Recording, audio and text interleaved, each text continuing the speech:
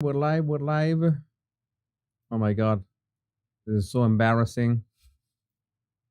Hello, welcome back, my Royal Rogues. My name is Jesus Enrique Rosas. I'm the Royal Rogue, and I was just adjusting some things here. Sorry for being late. 9 minutes. Oh my god, this is completely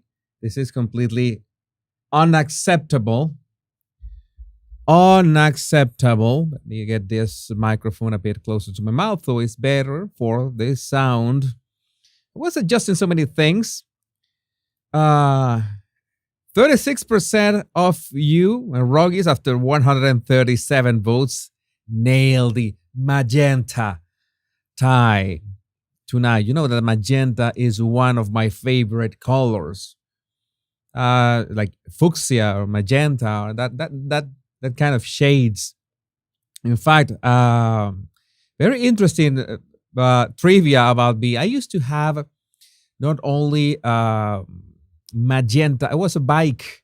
It was half white and the other half was magenta. But that's very strong magenta. Like it just was. It's like this, very aggressive, very intense. I have always loved that color.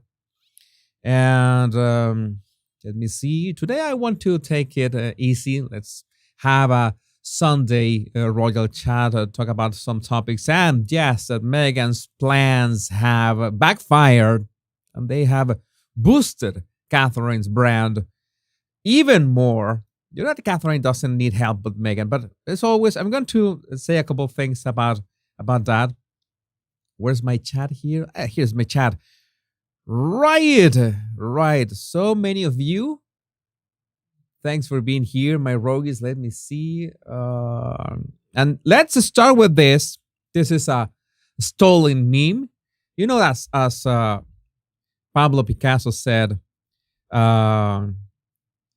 good artists copy, but great artists steal. When I stole this meme idea from the Royal Old, that I think Miranda is around.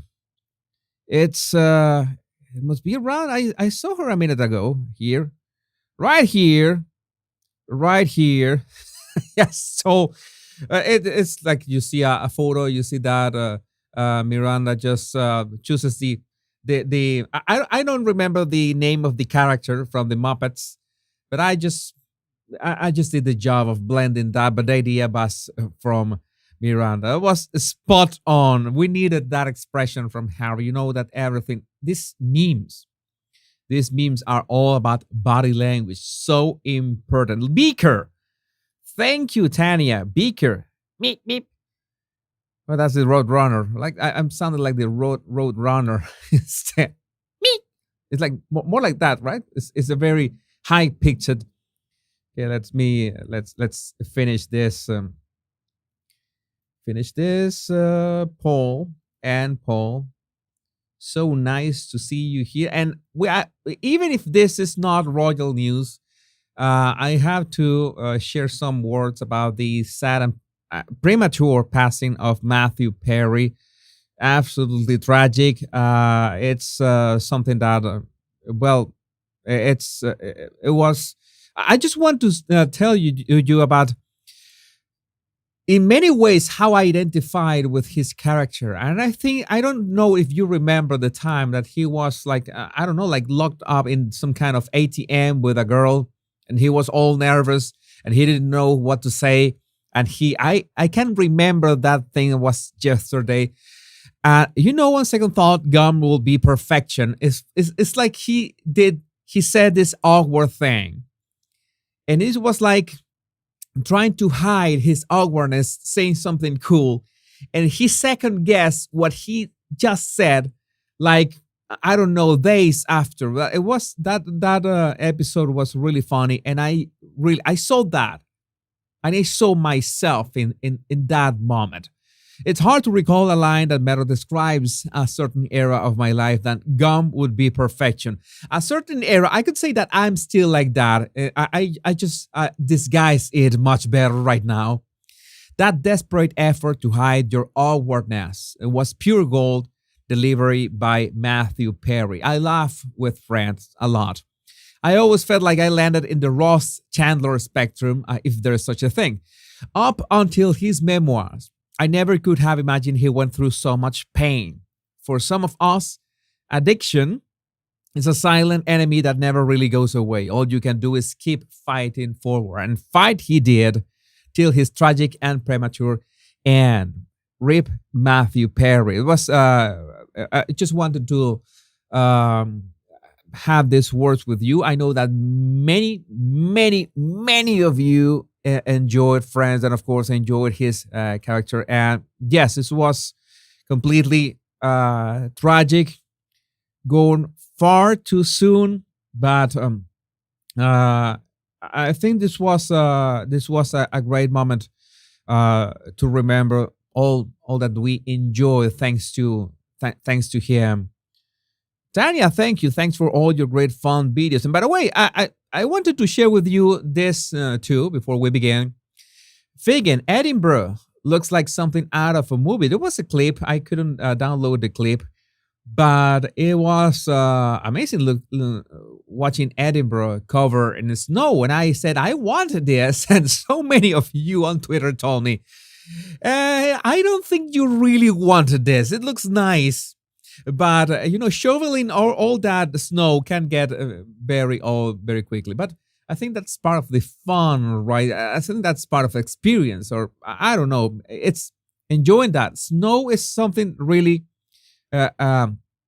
romantic. It's something that it's almost inspiring. So many things. It's so many ways to enjoy that. And maybe some of you are right. Maybe in a video, it's really nice. Maybe, I don't know, shoveling all that could be another thing. But yeah, that's I think that is part of human nature. We long for things, and the most important thing is enjoy the present moment, no matter where we are. I think this is one of the greatest lessons we should be enjoying.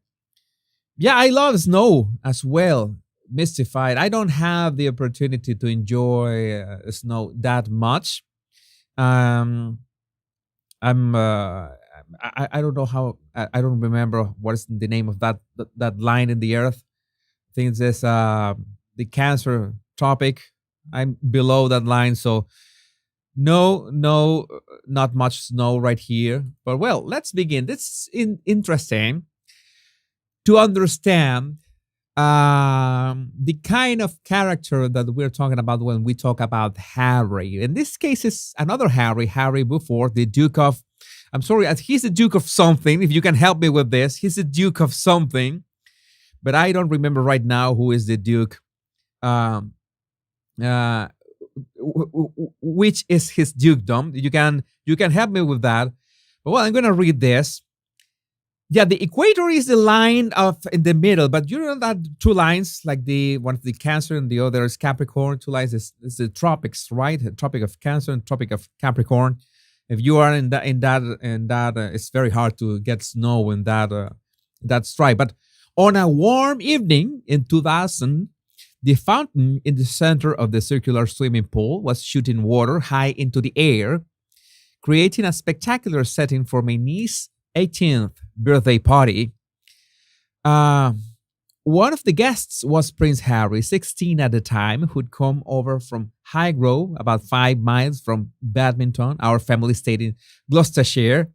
Initially, he seemed to blend in quite well, but he suddenly became possessed, lift a girl over his shoulder, walk over to the swimming pool, and hurled her in.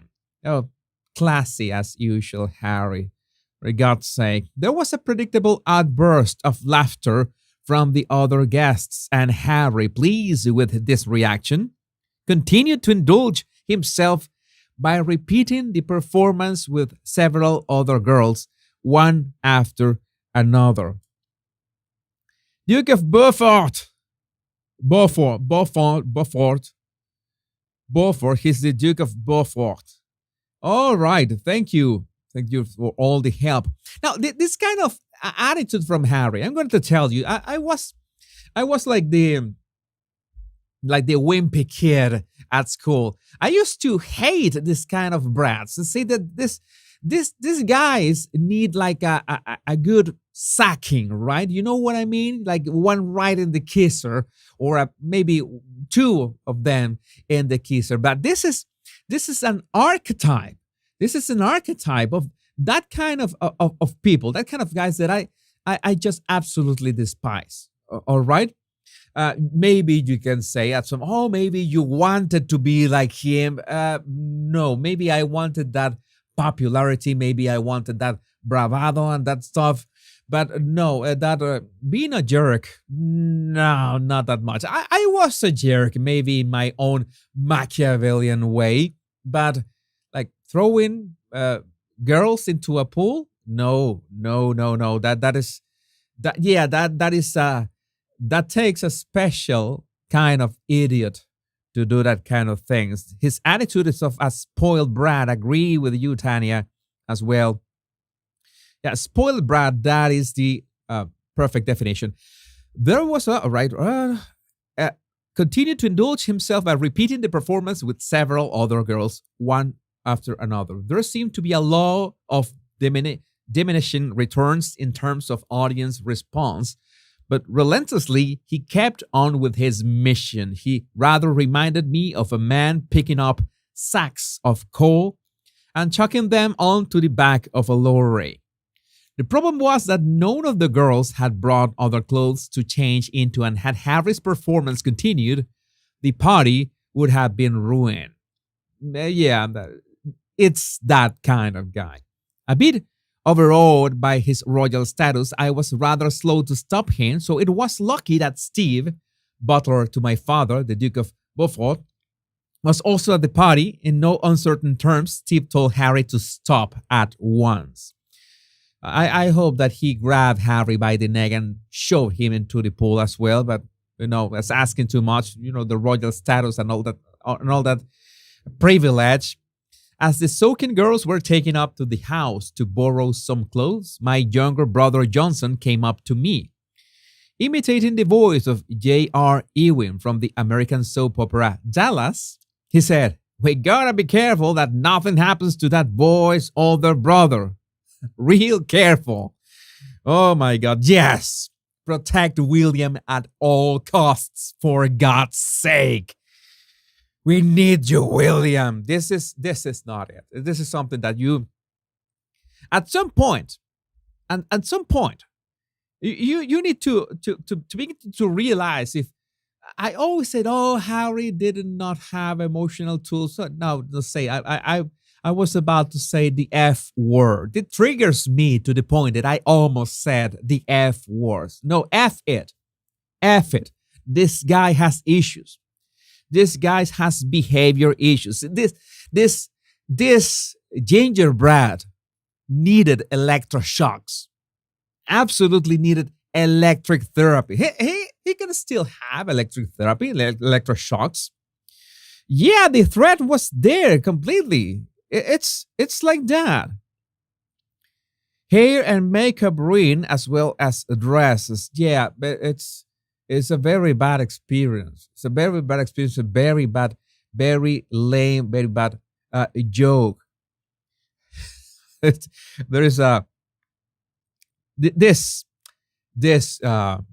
comment. Harry epitomizes the word wanker. He's pathetic. Yes, I agree completely. So he deserves all these memes and so much more. At some point, I decided that there's anything is fair game by this point. Anything. And before we move again on to Harry, I want to mention that Meghan was mentioned in a not so flattering way in Saturday Night Live last night. Michael Che of SNL reports that Prince Charles will travel to Africa next week, where he will attempt to return Meghan Markle. Oh my God, that was a great burn. That 43%. He wanted to return. Maybe he wants to return Meghan. Here he says Kenya. The joke should be Nigeria, but no, it's still on point. Return Meghan, not to the United States, but to Africa. Why not? Why haven't Harry and Meghan gone back to Africa?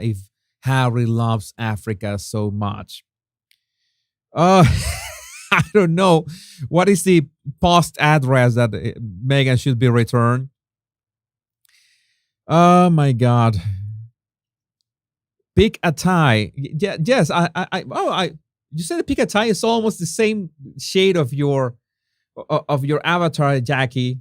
Okay, it's almost the same. Your avatar is more like Mexican pink. This is Mexican pink.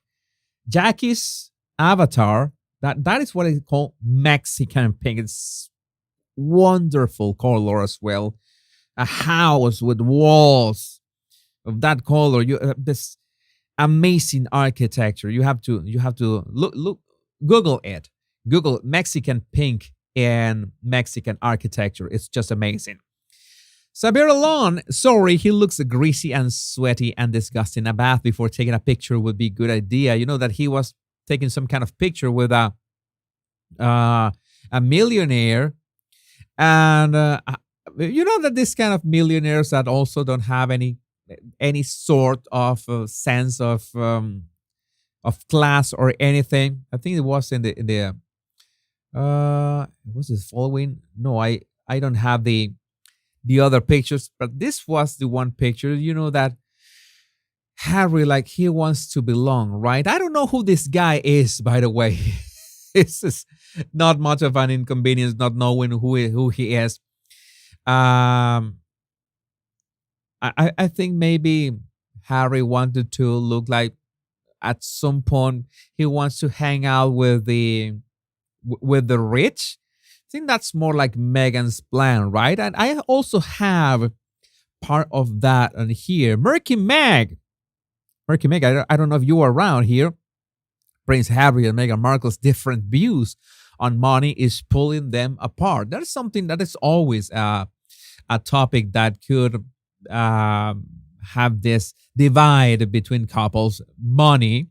There is very much a feeling that Harry wants to concentrate on charity work and his family, while Meghan is much more concentrated on moving her brand forward. But the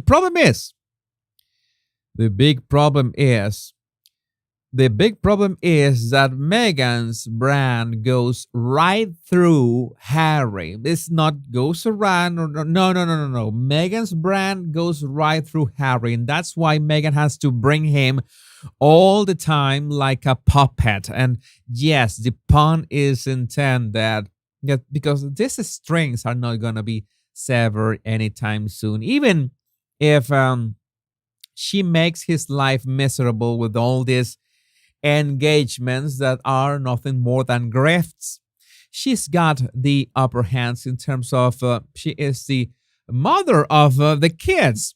And you know that he practically in every country of this world, the mother always has the upper hand in terms of custody. And no, that is something that Harry will have a very hard time dealing with. So he would prefer to just, that sunk cost fallacy that he has spent so much time and effort in that relationship. He's not gonna quit. Harry is a quitter, but the pain of quitting this would be much bigger than the pain of having to deal with this day in, day out. If you understand what the kind of negotiation that has to do with himself over this topic. No, I think he's gonna keep his miserable life. And you notice that even when he is away from Meghan, he still has this sad smile that he's not really well. He's not really well. She's got the upper hand, all right, the grip of doom. I agree, Dusty's girl. Maxie has never cared about charity. Yeah, Mrs. Potato Head. That is a fact. Duchess del Taco. We should call her not only the Duchess of Sausages, but Duchess del Taco.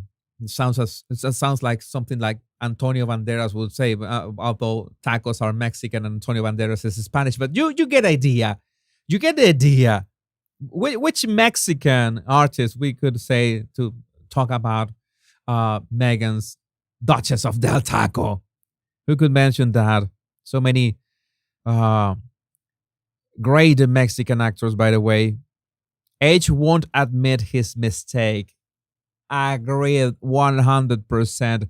That will be the biggest embarrassment. He made a huge mistake and he doubled down and tripled down and quadrupled down. I don't know how many times on that mistake.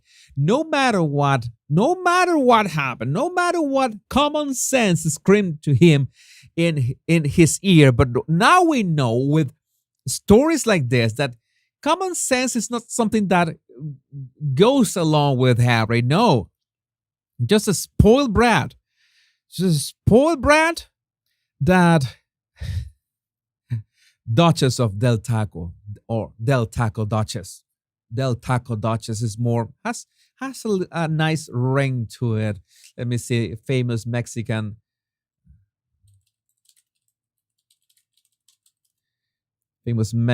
actors. Could be Diego Luna. Diego Luna could say that with, you know, or Ricardo Montalban as well. You could clone Ricardo Montalban's voice. Who's Ricardo Montalban? Right? Oh my God. Those memories. Those memories. That would be perfect. The problem is this: money. It's a money problem. I have another thing like here. This kind of. That's why I told you this was going to be like a royal chat, because I need you to help me with this. I need you to help me with this. Del Taco. I have no idea what kind of. It's not Mexican food. It's Tex-Mex. I don't know. I have no idea what Del Taco is. Sapphire. Did Stacy DDT for short? That's a pesticide. Oh my God, that is just perfection. I need to put here. You have just earned. I need to include memes here. I need to include memes here. I'm going to include this meme here because that is just. Stacy, I'm gonna copy and paste you here because you deserve that. Duchess del Taco is DDT for short. That's a pesticide. Perfection.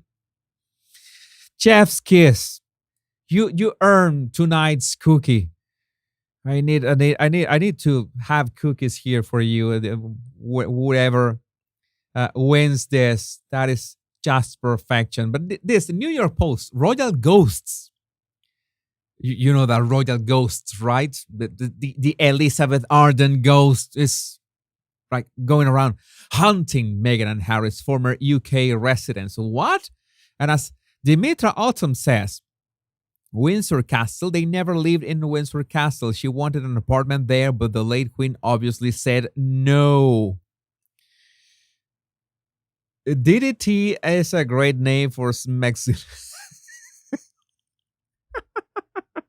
Oh my God.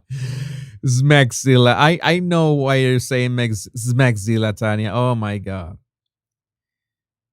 Who is the actor who does Dos Equis commercial? Oh yeah. The most interesting man in the world.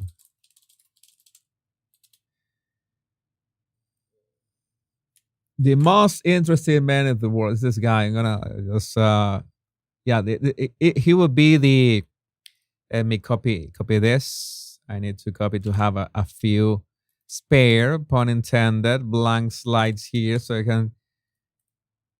I did a spoof of an ad by Ricardo Montalban, but this is the most interesting man in the world. It's an advertising campaign for Dos Equis, featuring actor Jonathan Goldsmith as a birded, debonair old gentleman with voiceovers that were both humorous and outrageous. Yeah, Duchess del Taco. I remember that I made an ad spoof. That is the kind of things that I always forget. To which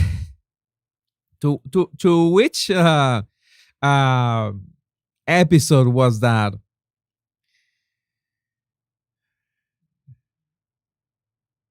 No, they never lived there. They never lived at Windsor Castle. You know that all this is just nonsensical stuff. And let's talk about today's topic. The topic that was I summoned you for that topic, but I know, and I had to be thankful that so many of you keep watching my videos. I told you that after the taco show, many people was going to unsubscribe from my channel, and I knew that for a fact. And look at this. I'm gonna copy and paste this. Well, not that many people, but at least 100 people desubscribed from the Royal Rogue. Oh my God, I'm not here for this kind of joke. Yeah, I have reached 158,000, but I don't care. I was expecting that.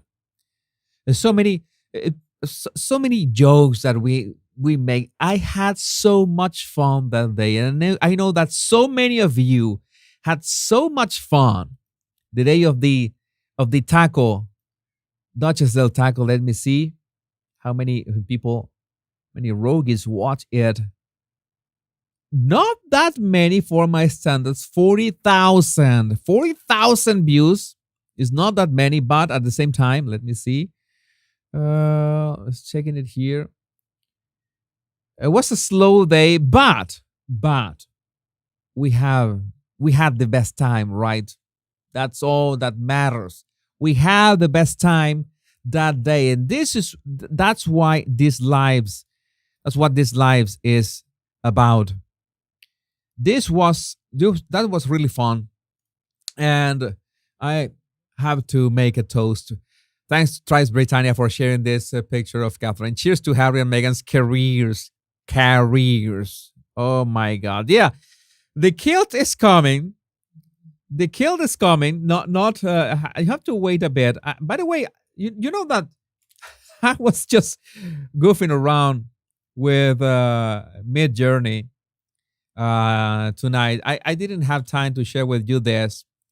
You know that I'm a big fan of Japan and Scotland at the same time, and I asked Mid-Journey, give me the image of a blend between a samurai warrior and a Highlander with kilt and all. And Mid-Journey gave me this. Oh, that is nice. Oh, that would be a great cosplay. Samurai Highlander. That would be nice. Why are you requesting lap dances? This is not only fans. For God's sake, I can do impersonations. Maybe at some point I could do impersonations for you. I already nailed the Harry accent when I talk about like Harold or the Valley Girl, but no, lap dance, that is not classy. Yeah, so many of you have a sense of humor. But let's move on. Let's talk about this. Oh my God, this is completely random, and I will not apologize. I sometimes, I just want to have a bit of fun with you, and you make that live chat so fun. I can only share you. That's why there's the chat right here. If you want to see it on your screen, it doesn't bother at all.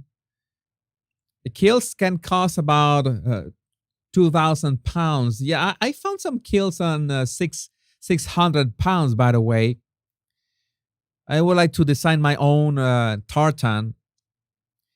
Yes, I know why. Now I'm going to say this: Henry Cavill will star in a remake of the movie Highlander. Okay, I'm not that keen on making remakes of such epic movies. But being Henry Cavill, and Henry Cavill has something that not only that impressive jawline that even me can appreciate, okay? But Henry Cavill has one thing. He is a nerd. He's a complete nerd. He's a geek. He's a nerd. Call it whatever way. I'm a nerd. I'm a geek. And he's absolutely, when he goes with some lore and with some content, he goes all the way. That guy will not go after all the fiasco of The Witcher after all the stuff he went through with how he was treated at DC with Superman, who was kicked out. I don't know why. Then also was the Warhammer. He was working in some Warhammer production. He will not go through that again. If he's starring in Highlander, it's because he has verified that the people behind that is the right ones to make that movie. I have faith in Henry Cavill in that regard, okay? Because I know that the guy is extremely compromised with his fans. I'm a big Henry Cavill fan. I know that guy is legit, and I know that he will make the best Highlander possible. But Princess Catherine came out looking better than ever after Harry and Meghan's attacks backfire. And you can roll your eyes. Maybe you are rolling your eyes right now. I'm going to read a couple things, a couple lines here. Eddie Coram James, who founded Go Up, nothing to do with Better Up, by the way, discuss how both William and Katherine have been able to fly above any royal scandals coming from California. However, Katherine and William have not issued any responses, interviews, or statements, which James argued has won them praise. I'm going to tell you, I could design a Venezuelan tartan as well. Yes, why not? I would have yellow, blue, and red in equal. Oh, that is an interesting. And it gives, some shades of red and blue and those tiny lines of yellow, the high contrast. Good idea. Thanks, Pamela. Nice idea. That is coming as well. And as before you get the flesh and blood Jesus in a kill, you will have the mid-journey Jesus in a kill. I have made a couple silly tests. I thought I have one. Let me see if I thought I had made one. I don't. I have made so many memes. That's something that happens. Oh, I think I had made this meme. No. Let me just check here. No, I thought I had made that, but I don't know how to find it. But I will look for it. But well, I'm gonna tell you what is this important. And this is important from a perspective of contrast. Why are you going crazy over there? Why are you going crazy? H Queen Angelita. Why? There's another super chat here. Neuropsych, Sina. Regret nothing, Jesus. Yes, I regret nothing. That these live streams are, this in particular on Sundays, it's like I do them to bend a little, to have a little chat, to have more chat with you. That is the reason behind this, because that Saturday and especially Sunday are slow news days for royal stuff. But it's much better if we just hang out. Oh my God, Dog Boy! I always look at your avatar and I have a good laugh. Dog Boy, thank you, Dog Boy. Thank you for that. But well, let's talk about Katherine and Meghan for a minute. And how is that Meghan's plans have boosted Katherine's brand? Katherine is the kind of brand, let's say, of icon that she can shine on her own. That is a given. That's not something that she doesn't need. Let's say no man and no woman is an island, of course. But we could say that Katherine has done her homework. He has put in the work to be able to shine by herself in the royal family, being part of the team of the royal family, and of course, many royal commentators. I agree with whoever says that she is, let's say, in terms of brands and in terms of marketing, She is perhaps one of the strongest assets as a brand for the royal family brand. Okay, we talk in those terms. He is one of the greatest assets. Okay, in terms of branding for the royal family and bringing the royal family into that new generation, the next generation of royals. That's undeniable. Something that you cannot deny. Her charisma has helped a lot with that. Now, even so, even if she has worked by herself, this is something that this is a dynamic that always happens. And I don't want to say the word. You can usually use the word enemy. Oh, Meghan is Catherine's enemy. No, it's not. It's not as simple as that because it's not like Meghan has been trying to boycott Catherine directly. Maybe you will disagree. Maybe they had their moments, but that is not objectively Meghan's main goal. Meghan's main goal is total world control of the the whole world. Okay, total world domination. That is Meghan's goal, right? Being the most famous, the most sought after, the most influential, everything. That is her primary goal. In the meantime, if she can smear the royal family's brand and especially Catherine's brand, that will be nice, but it's not the main goal of Meghan. Okay, that is important to make that distinction. So Meghan is not really Catherine's enemy. I don't like to use that word much, but it's like you have these two opposite forces. Like it's like it's not an anti-hero as well. This is another term for this. It's not a compliment as well. There's this word. It's like someone that opposes the concept. You know, the Catherine is this concept of tradition, and Meghan is this concept of disruption. Okay, which of course hasn't worked well at all. Having these opposite forces is like you can have Catherine by herself, and it's nice how she has worked her brand by herself. But having that opposite force of Meghan, okay, in the opposite direction, that creates a dynamic that will happen one of two things. Either Meghan's brand if benefits from that, or Catherine's brand benefits from that. How does that happen? From that dynamic. Because we always think on that kind of polarities. That is not only from an energy perspective, from a metaphysics perspective, but also from a marketing perspective. And yes, I am the guy to talk about both topics and how to merge them in this. And I know how this works. Meghan, I'm going to use a very, very difficult word. Unbeknownst. It's I have to write that down. Unbeknownst.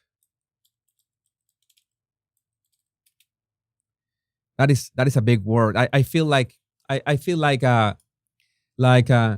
adult using this kind of word. Unbeknownst to Catherine, or unbeknownst to herself, Meghan has been helping Catherine shine. Because not only Meghan is that opposite polarity of Catherine's brand, but Meghan has at the same time failed miserably. And when you take those two polarities and you see that one has failed, it only means that the other is shining, because it always boils down to a competition. You can say that, no, they are not competing. Catherine is not competing. She is not competing. Unbeknownst. Oh, thank you, Zephyr. Unbeknownst. I feel like a sir. I need to put the here. I had to put this. This is how I feel when I use these words. This is how. Unbeknownst. This is how I feel. Like a real British. like a real British. I feel like an adult, like a grown man. Unbeknownst to Meghan, she's helping Catherine because she is not objectively opposing the concept of Catherine as part of the royal family, as someone who has grown inside the royal family, married into the royal family, but has grown by herself and has shined by herself and is shining by herself. And Meghan has tried that and has failed miserably. And we cannot help but always pair people like a competition. Like it's something natural, something that we do automatically. Oh, Catherine is not competing. No, Catherine is not competing, but we compare them. That is human nature. And when your pronunciation are so cute, thank you. I hope that they are cute in the sense that are funny, right? Like Ricky Ricardo thing. Uh,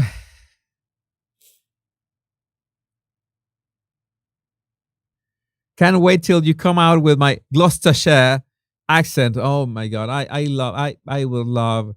I know that you. I know that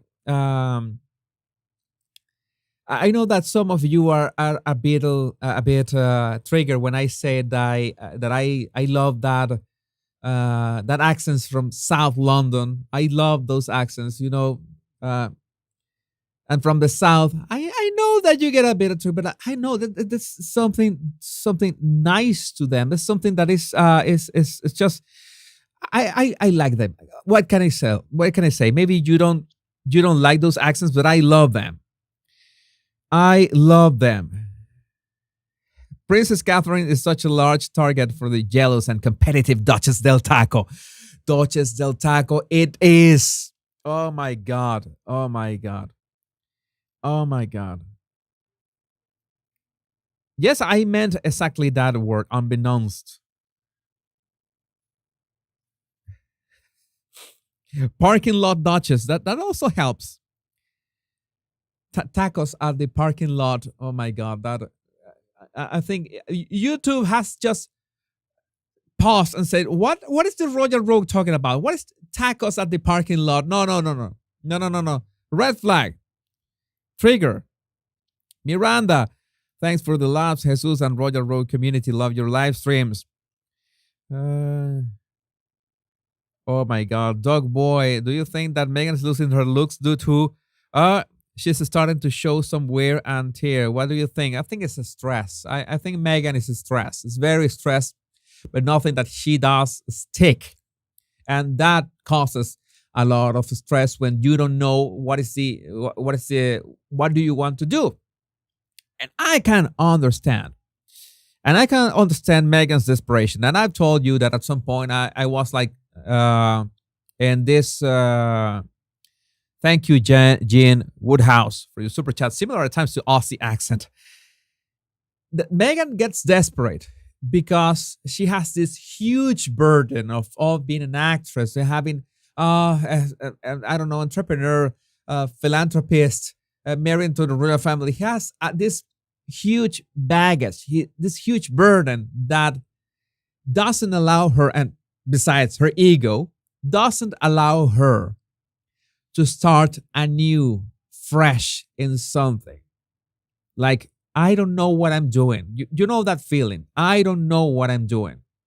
And I can relate to that. I think any human being can relate to that. And you just have to swallow your pride and go for it. And that is extremely difficult. I can understand that. That's something really difficult for me to say, hey, you have to start from zero. Oh my God, that takes a lot. At last long, by the way, at long last, I found a way to update my body language guy in a channel in a way that I like. I will be uploading a video most probably tomorrow, by the way, that I'm quite proud about, proud of. But yes, starting anew in something that you have no idea you have to go with an open mind. And I cannot understand how Harry and Meghan have the best connections in the world. They could just literally grab their phone and get someone on the line that knows how to do whatever they want to do. You want a podcast, they can talk to the best people in the field. You want to, I don't know, have a reality show, you can talk to the best producers. But no, the problem with Meghan is that stress, that she wants things to go her way, but she doesn't have the right stuff. You don't have the right stuff, Meghan. That is the problem. And when you don't have the right stuff and you don't accept that you're starting anew in something, and you have a very bad problem, a big problem, because nothing that you do is going to stick at any point, much less if you take months to produce a single piece of content. That is absurd. That is absurd. Meg's main burden is remembering all her lies. I don't know. Maybe Meghan has an assistant to keep up with all her lies. No, I try to not say this because you will contradict yourself. But too late. We know that she contradicted herself so many times in the Oprah interview that it was silly. Oh my God, we're way past overtime. You you were cheating today, right? You were very silent. You were silent, not saying anything that I went past the 30-minute mark, right? I didn't notice that. Well, we are here. Let's move forward. I wonder if Meghan watches the lives. I don't know, Farkle Family Wars. I know. I was thinking about that, but in terms of the royal family, in fact. I know. Let's put Catherine's picture for a minute. I know for a fact that members of the royal family have seen my memes. I'm sure. I'm perfectly sure of that. But I have to face the fact that I'm like Batman at the end of the Dark Knight. That I understand that this is like or impossible mission force, that they cannot acknowledge your actions. They will disavow your actions or whatever. I know that Katherine or William or the king and the queen or Princess Anne, they cannot at any point reveal or accept or be public that they have enjoyed my memes.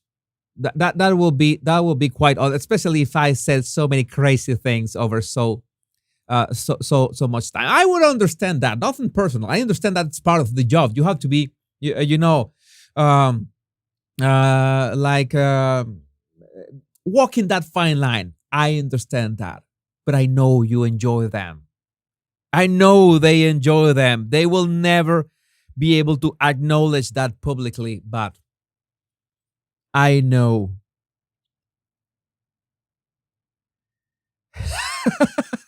This is very good. Sassy do. Jesus, we enjoy every minute of your lives. If you lose track of time, we certainly won't remind you. Yes, that's why I usually have a clock here, my screen, but I with so much rush, I did not have my trusty clock here for my lives. But yes, you played your cards very well, my rogues. You played your cards very well played. Well played. Yeah, discreet. Yeah, Stacy, that is the word. Discreet. They have to be discreet about that. They cannot, like, saying that they like my memes is like taking sides, especially when I have, used the Duke and Duchess of Sausages and the Duchess of the Del Taco Duchess for so many memes that would not look good on them. I understand that. Yeah, they have to remain neutral. They have to remain neutral. Oh my God. Hi, Jesus. First time catching your live for Singapore. Mail in town. Thank you. Appreciate that. So that is the concept behind this. at some point, this kind of headlines to see, oh my God, this slow news days, right? Prince Kate came off looking better than ever after having Meghan's attack backfire. But this is a thing. Maybe not Harry and Meghan's attacks, because I don't think they are that busy attacking Catherine. They are trying to they're trying to keep their heads above the water. Maybe 2 years ago, they were attacking Catherine with all those claims. Oh, okay, Catherine made me cry and all that. Catherine made me cry. It was so unfair that she made me cry. Am I so close to my wedding day? Meghan with the Valley Girl accent. But I don't think they have time for that now. You can look at them. It's just looking at them. I don't have Meghan pictures. You know that Harry is not living his best life, and it's not. I am not enjoying this. I certainly hope that everybody gets what they want. And maybe Harry wanted this. If you're getting that, well, go ahead. Godspeed.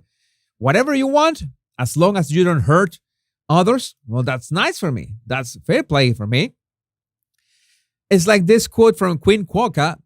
Meghan Markle has single-handedly made me respect the British royal family more than I ever thought I could, in particular Prince William and Catherine, Princess of Wales. It's like that.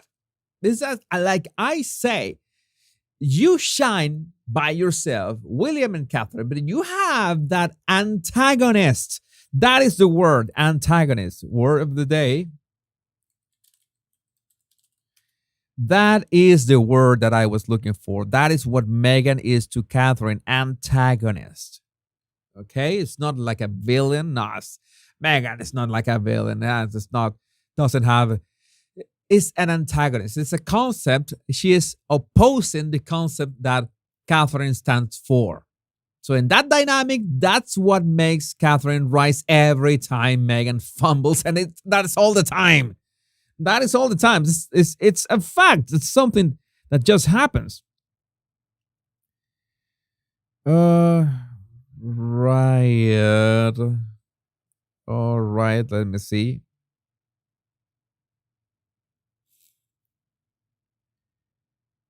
Krista suits Marshall Dawn. What do you mean Meghan is not Catherine's enemy? Her squaddies make death threats to her and her family. You believe Meghan doesn't know this? Yeah, but I think that most of those death threats are just empty. You know that the internet, the internet is for everyone. You can say almost everything that you want on the internet, but I don't think those people are really dangerous or anything. I don't think that. I think I've said many times that Meghan is a malevolent narcissist, that he certainly enjoys, you know that term, Schadenfreude from Germany, that you enjoy others' misfortune. I think Meghan's is kind of narcissist that they enjoy that a bit too much. Okay, it's human to enjoy it a bit, but Meghan enjoys that a bit too much. It's Schadenfreude, and it's like that being malevolent has backfired on her, and that at the same time I think that's why she looks like she looks right now. So I don't think maybe she thought that she could be Catherine's enemy, but at some point you see that they're just different categories. You cannot just compare yourself, even if you wanted to, and even if you make so much effort into trying to keep beside the royal family in any way, if it's just attacking them in some way. I don't know. It's my point of view. I see her more of an antagonist than a direct enemy. Maybe it's a question of concepts. Maybe it's a matter of semantics. But here we are.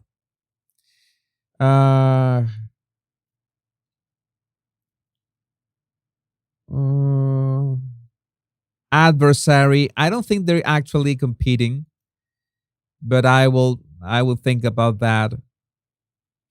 Nemesis, I don't know, because Nemesis is always that they have some kind of connection. I don't think Catherine and Meghan have an actual connection to say that one is the nemesis of the other. That is a very interesting dynamic. How you there's this polarity sometimes are two people that have nothing to do with one another. Sometimes we're talking about sisters, for example, that can be antagonists one from another, and sometimes can be two people that are not even aware of the existence of the other. In stories, pop culture, we have countless examples like that. This is like another example of it. Okay, I want to read this. Okay, this is interesting what neuropsych Sina said. I think it's one-sided, not mutual. That is important.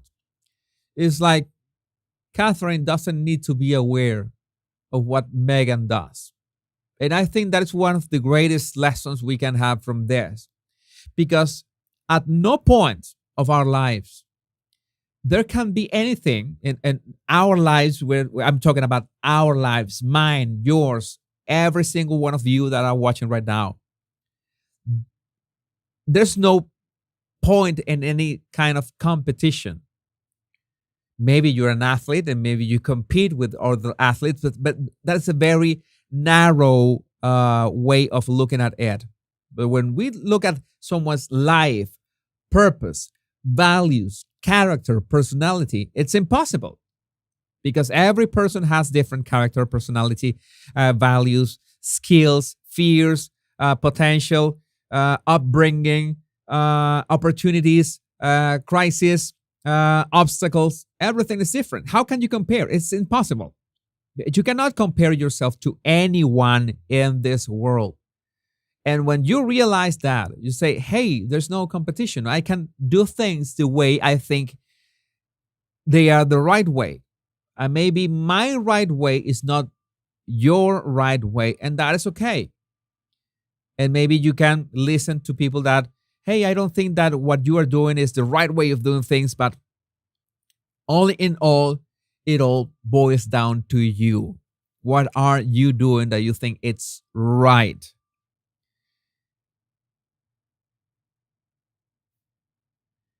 Well, this is a given. Markle is jealous to the core. I agree.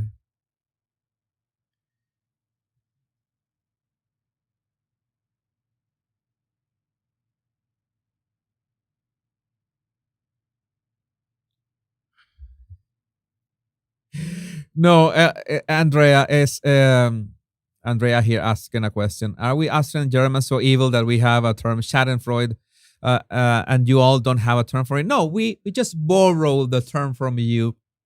Many funny terms from German, by the way. In Japan, there are also many funny terms as well. But well, J.E. May, Duchess Marmalade, had some words I want to share with you. William, let's talk about William. Framed the loss of his mother as an inflection point where he made a conscious choice to honor and carry on all the energy Diana had poured into them and to carry on her legacy. That's when I thought that the same event, two people approach that event in different ways, even being brothers, even being raised the exact same way. In other words, although grieving, he chose to focus on living a life that Diana would have been proud of. Harry made another choice. He chose to stay in a victim mentality and continues to frame his life as being unable to take responsibility because he lost his mother at a young age. William focused on what he had received from having Diana as his mother. Harry focused on what he lost by her death. Amazing words, J.E. May. Thanks for sharing them with us, and I couldn't agree more. This is something that the same event, two people will experience and learn and act upon it in different ways. And you have the right to act to any event in the way that that you feel that that is the way that you should be acting. And maybe at this point of your life is not the best way to react, but you will not realize until 10 years has passed or 20 years have passed. Okay?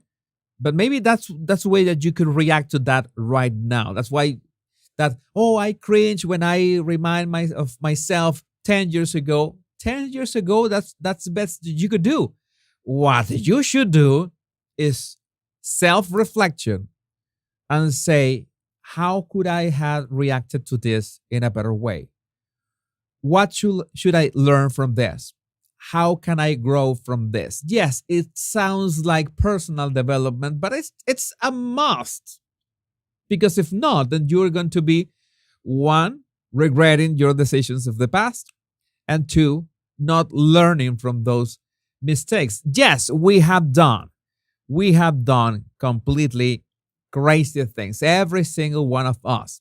The idea is saying, how can I make this work the next time?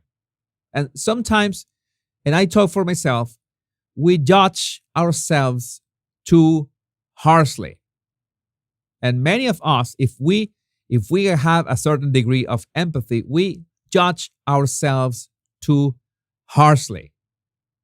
And that is paralyzing. That paralyzes us in our tracks. And we don't know how to react the next time because we fear that we're going to fumble again or fumble even worse than the last time. And that is something that happens to everyone. And I think that I am not saying that William is perfect. I don't think any person is perfect. I think he has done the best he could with what he had and the responsibility that he had. In behavioral terms, that responsibility helped a lot. That burden, that weight over his shoulders that he has and he will always have is something, it's a rock that crushed him in a way and made him the man he is now, and of course, the king that he will be one day. And that is one term that maybe you are not familiar, or maybe you are already familiar. You know that there's this term resilience, that you can withstand those kind of things from life, but also being anti-fragile. That is this term from Nassim Nicholas Taleb. Being anti-fragile is that the more pressure exerted on you, the harder and more powerful you become. Is that you don't break and you don't just withstand that pressure, but you become harder and even more powerful the more pressure is upon you. And the more uncertain or black swan events that can happen to you, the more power you have, because you can not only flow around those, let's say, setbacks, but also take them to make yourself even more strong. And it doesn't mean that you're going to use that strength or that power to hurt others or to dominate others. It's more like you're going to do that for yourself, to really take the reins of your life, something that is so difficult at any point. It's not like you take the reins of your life and you're set for life. No, it's something that you have to do every day. And we are not taught this. Something that we have to do every day is to acknowledge and own our actions and own the consequences of our actions. And doing so, we attain a level of freedom because we realize that everything that happens to us is really, really intimately tied to our own actions and decisions. And yes, there's some people that are crazy AF, as yours truly, that I've come to the point to think that 100% that happens to me, even if it looks like an accident, it is my responsibility. It happened because of me. You might say that that is crazy, that something accident happens. Even when an accident happens, I said, I could have avoided this in such and such way. Maybe if I acted differently. I remember a very nice example by Grant Cardone. He says something like this: maybe someday you go to work in the morning, and you're just in the traffic light waiting for the traffic light to change, and someone just rams you from behind. Okay, maybe let's hope it's nothing that serious, but someone just rams you from behind. You were just standing still, and someone rams you from behind. Was that your fault? Someone would say, no, but that was an accident. But he said that you have to think that that was your responsibility as well. And that was your responsibility. Maybe if did you go at the exact same time at work? Did you take the same route? Were you aware of your surroundings? By the way, just before I knew that anecdote of Grant Cardone, I've always left enough space in front of me at every traffic light. So if I see that someone behind me is distracted or something, I still have space. Yeah, I'm a bit maniac at times. But it's something that I have learned that it makes life counterintuitively so much easier. If you just assume that everything that happens to you is your responsibility, life becomes so much easier because you can control everything. You are in charge of everything. But if there are accidents, I don't know. This is the kind of things that are really crazy. They can sound really crazy at first. That sounded really crazy at me. I had that, that reaction when I heard that anecdote the first time. But then between Grant Cardone and Jocko Willink and his book Extreme Ownership, you realize that living your life like that, having extreme ownership of everything that happens in your life and everything that happens to your family and everything happens to your partner, sounds crazy, but it makes life easier. I'm not saying that you're going to change your way of thinking regarding to this. I'm just asking you, there's something that could work. Since my experience has been so positive in this, just give this a thought. It cannot hurt, right? You just give that a thought. When something happens to you, assume, okay, maybe this could have been my responsibility. In which way, put it this way, in which way could I have prevented this? Did I slack or did something that I don't do every time, or did I was not aware to these signs that could have prevented this? And you realize so many things that you could have done to prevent things. I'm that these are the kind of ramblings that I don't usually do. I know that all 1,600 of you that are watching right now, that when we break that 1 hour limit in live streams, I know that if you are right now here, is because you absolutely love these live streams. And I cannot help but share these thoughts with you. And at no point I want to force or tell you that thinking otherwise or thinking or acting in a way that is not my way is wrong, because it doesn't work that way, because we all have these stages of development. I've been through very hard times, and as I'm telling you, it's crazy. It's something that I could talk about this for hours, but in those hard times, I could get out of those hard times having this complete ownership of everything that happened to me.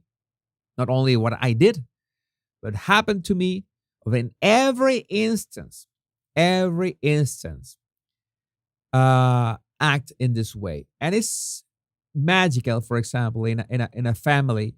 When a family, for example, every single member of the family acts in this way, because then everything thinks that when something happens, it's their responsibility.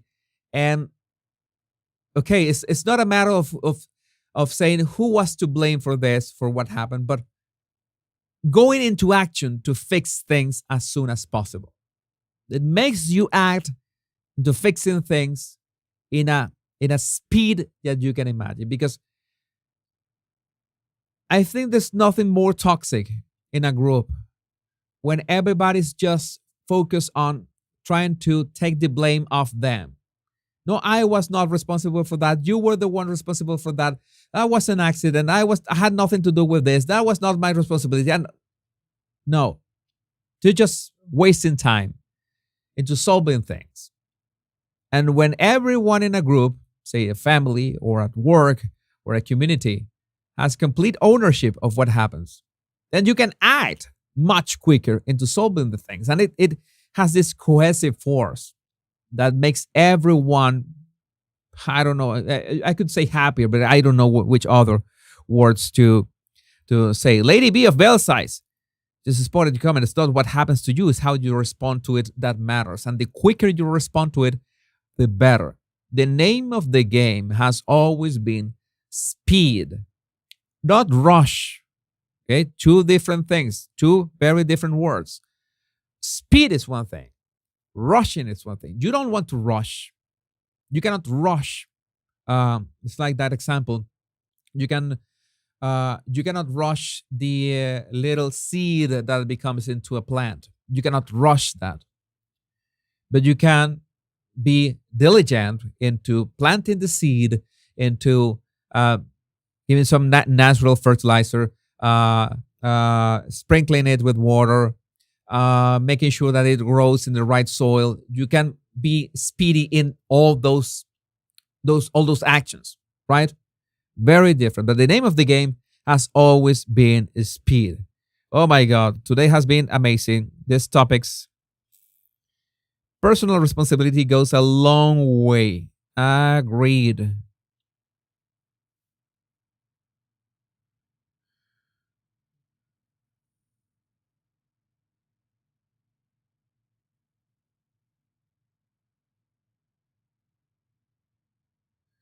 Only fools rush in. Oh, I didn't know that quote. That is interesting. It was, I think it was Napoleon who said, "Please dress me with." What's like don't rush dressing me because I'm I'm in a rush. Please don't rush your things. I don't remember the quote. Let me see if I can find it.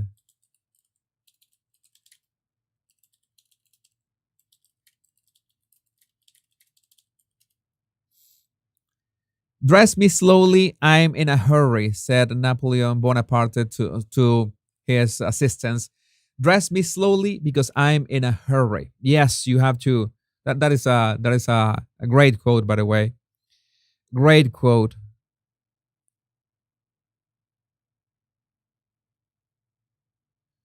Oh, J.E., I love your rambling. I love your ramblings. Your ramblings are amazing. J.E., amazing writer. And there is the proof.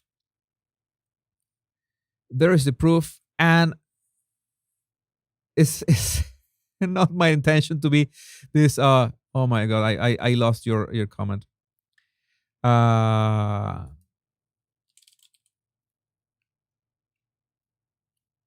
Tanya, it's not my intention to be this a mental health session, but we need so much of this. We need so much of this. Okay, some super chats here. Oh my God, I missed some of your super chats. Some that I can feature, some that I can't. Lara's heart. No, Meghan is not prepared to put in the work. That is the hardest part. Dusty's girl. Fun live stream. Thanks, Jesus. Still laughing about the papaya picture. Oh my God. Yeah, that was fun. That was fun. Carmela, I'm going to highlight your super chat. Thank you, but I will not read it. My rogues can read it, but I cannot. Oh my God, why are you so mean? Why are you so mean, Carmela? No, Rita Book. Super sticker. Thank you, Rita. Thanks for that.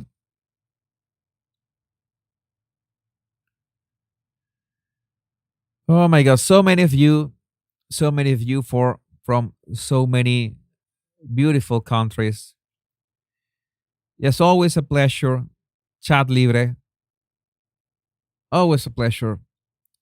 So this is the idea. This is the what I've is part of my experience. Sometimes I just when I say when we go over the 1 hour mark, that's what happens. This is when the magic happens. I hope that you think about this, my rogues, and reflect upon this. I love these live streams. I love when they are not that scripted, and I love when we have this time to talk, and I can read your comments and have this mutual experience with you. And it's so uh fulfilling the way that we could share this beyond the gossip, beyond the memes, and beyond that. I think we have a real connection here, and that is what matters. My Royal Rogues, my name is Jesus Enrique Rosas. I'm the Royal Rogue. And until we meet on another video or another live, remember the two most important words: much love and bliss. Bye bye. Take care. I love every single one of you. Oh, the wink. Bye bye.